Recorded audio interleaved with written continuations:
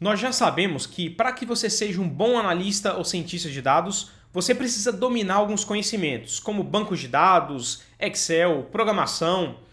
Mas e a matemática? Ela é fundamental para você se tornar um bom analista ou cientista de dados?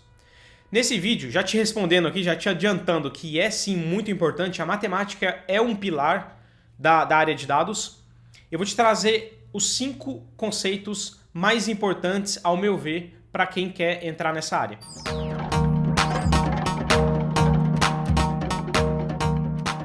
Mesmo que você domine programação e tenha disponível ali uma biblioteca com tudo que você precisa para resolver um certo problema, conhecer esses conceitos que eu vou trazer aqui agora vão te ajudar a selecionar qual é o melhor método para resolver aquele determinado problema. Se você não sabe como é que são os fundamentos daquilo, dificilmente você vai saber o que você está fazendo. Primeiro conceito, aritmética básica.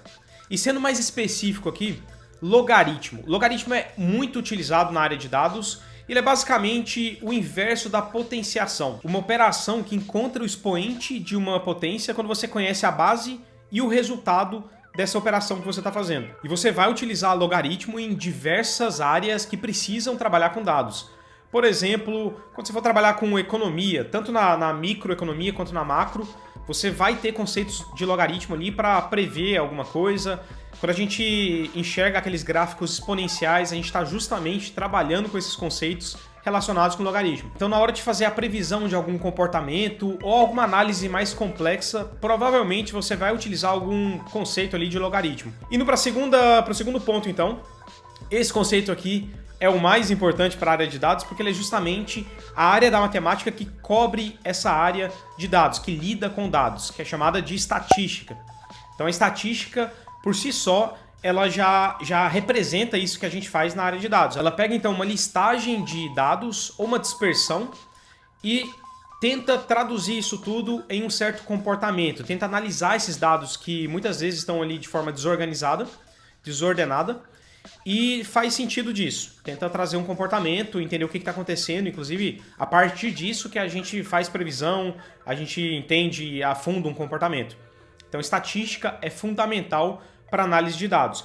E aí, se eu for citar 4 coisas aqui que são super relevantes, que a gente utiliza no dia a dia, a primeira delas, obviamente, é isso que eu falei. Você pegar uma coisa, uma listagem, por exemplo, muito grande e conseguir trazer um sentido para ela e criar gráficos. Então, a geração de gráficos está muito presente ali nesse mundo de estatística. Então, o gráfico ele vai justamente resumir o que está acontecendo ali, trazer um sentido para aquilo e você vai conseguir ver um comportamento a partir do momento que você organiza esses dados da forma que você precisa. Segundo ponto é a distribuição de dados e a estatística descritiva, que é justamente são esses métodos que você vai utilizar para organizar esses dados e a partir dessa organização que você vai conseguir gerar o gráfico que você precisa.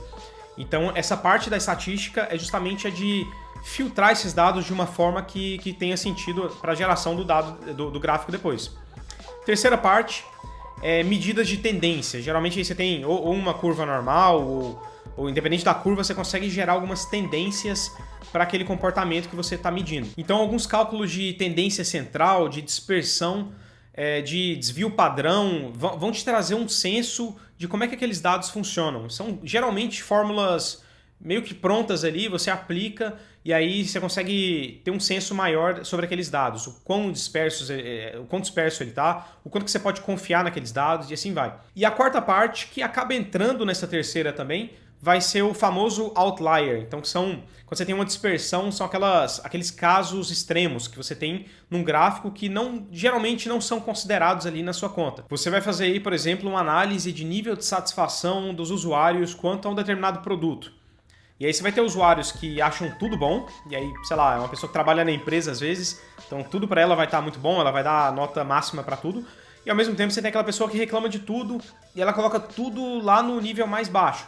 Só que você vai conseguir medir isso estatisticamente, você consegue ver se esses outliers, eles, por natureza, eles têm que ser um grupo muito pequeno e muitas vezes isso é utilizado para eliminar esse grupo para que a média fique mais honesta e aí você tem uma noção melhor do que está acontecendo, de qual que é realmente o nível de satisfação desses usuários quanto a esse produto. E o terceiro conceito é a probabilidade, que anda ali junto com a estatística. Inclusive, em vários cursos, as 2 matérias são dadas juntas. E a probabilidade vai justamente te ajudar a calcular qual que é a chance, qual que é a probabilidade de um evento acontecer. E aí, por exemplo, tem vários conceitos aí dentro da probabilidade, ela é muito grande, muito extensa, mas uma coisa que é utilizada bastante é o teorema de Bayes, por exemplo, que é um método para você descobrir qual que é a chance, qual que é a probabilidade de um evento acontecer. Então isso, não preciso nem falar aqui, eu falo muito sobre forecasting, sobre previsão de acontecimentos, de eventos, que é uma coisa muito utilizada, principalmente pelos cientistas de dados. Então, dando um exemplo, sei lá, uma empresa como o iFood, é importante para o iFood saber qual que vai ser o número de pedidos que eles vão ter num determinado horário ali do dia, daqui 2 semanas, porque eles podem se preparar para terem um número de os restaurantes ali avisados, para eles conseguirem cobrir essa demanda, e até mais importante, eles terem também o número ali de entregadores suficientes naquela área para cobrirem essa demanda, senão o tempo de entrega vai ficar muito alto. Então, esse tipo de análise ela é muito utilizada principalmente pela empresa que já tem um número grande de dados ali, que ela pode olhar para o passado e falar assim, ó, baseado no meu passado, toda vez que chove eu tenho um comportamento de aumento de demanda ou diminuição de demanda. Como que jogo de futebol, por exemplo, ter um jogo acontecendo numa determinada cidade pode impactar uma demanda de um app desses de delivery. Então, eu lembro desse caso que toda vez que o jogo que acontecia naquela cidade, naquele mesmo estádio, ele era do time daquela que representava aquela cidade, a demanda tendia a diminuir. E toda vez que você tinha um jogo que não era daquela cidade mesmo, tipo, eram outros times jogando, a demanda tendia a aumentar para pedido de delivery. E aí o pessoal teve que analisar, parar e tentar entender por quê. E aí, assim, olhando para trás faz muito sentido. Toda vez que tem um jogo naquela cidade e o time é daquela cidade, as pessoas vão pro estádio, elas têm uma tendência maior de irem lá torcer para aquele time. E aí o pessoal tá no estádio, eles não vão fazer pedido. E até depois do jogo eles tendem a sair mais. Enquanto o inverso, o pessoal tende a ficar em casa, chamar a gente para casa e aí eles fazem um pedido. A única forma de realmente ter mais segurança para esse tipo de comportamento é quando você tem dados históricos e passa a utilizar esses dados com esse tipo de análise, pega ali estatística, aplica essas teorias de probabilidade e chega a algumas conclusões. Quarto conceito, álgebra linear. E é uma matéria chata entre a gente aqui. Quem já estudou isso, é uma matéria muito chata, assim, porque ela se aprofunda muito, mas ela é super importante, porque ela cobre essa parte de vetores e matrizes, que é amplamente utilizada. Se você sabe alguma linguagem de programação, esse já deve ter trabalhado com matrizes ou vetores, principalmente quando você vai trabalhar com esquemas que têm muitas variáveis. Quinto conceito, geometria e trigonometria. Quem diria que essas matérias lá do ensino médio, que a gente achava que não serviria para nada, seriam utilizadas na sua carreira. E elas são amplamente utilizadas por 2 razões principais. A primeira delas, análise gráfica. Então, quando você desenha um gráfico ali, para você calcular alguma área que vai te trazer algum conceito ali importante para aquela análise, você vai utilizar esses conceitos de geometria e trigonometria. Além disso, cálculo de distâncias. Então, dependendo da empresa que você esteja, a distância ela pode ser muito importante, muito relevante para aquela operação. Eu dei o exemplo aí do delivery. Então, tudo que está relacionado ali com cidade, com mobilidade urbana, por exemplo, que é uma área que eu trabalhei muito, você vai utilizar muito essa parte, a distância vai ser muito relevante. E para fazer cálculo de distância, você vai utilizar conceitos básicos de trigonometria e de geometria.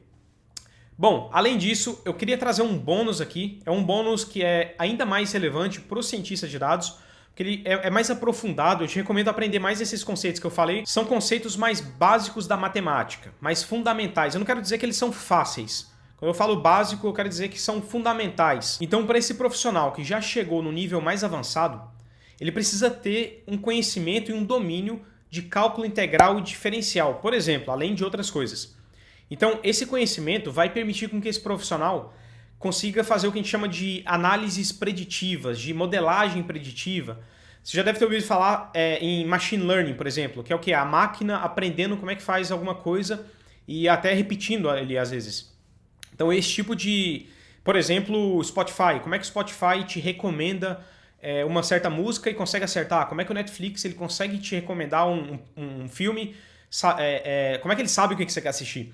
Então, baseado em dados históricos, ele cria uma máquina que vai aprender com o que está acontecendo ali, a partir de outros perfis e até do seu próprio. Além disso, algoritmos de regressão também. tanto linear quanto logística. Então, com isso, você vai conseguir fazer uma análise muito mais potente sobre previsão e essa parte de forecasting também. Só estou dando um exemplo para você ter noção do tanto que essa parte matemática ela é fundamental, super importante mesmo, e de certa forma é uma das partes que você mais vai estudar ao longo da sua carreira. Não adianta você achar que você vai aprender tudo sobre matemática que é necessário para fazer análise de dados.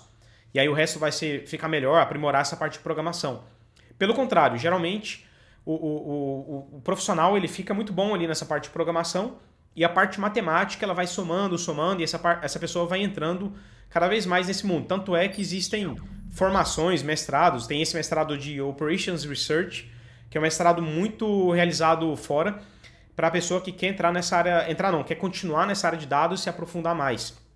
Então ela começa a aprender muito mais sobre esses conceitos que são mais complexos. Bom, espero que o vídeo tenha sido útil para você. Meu nome é Danilo, esse aqui é o canal Carreira Alfa. Semanalmente eu trago vídeos que vão te ajudar a se desenvolver tanto profissionalmente quanto pessoalmente. Um abraço e até o próximo vídeo.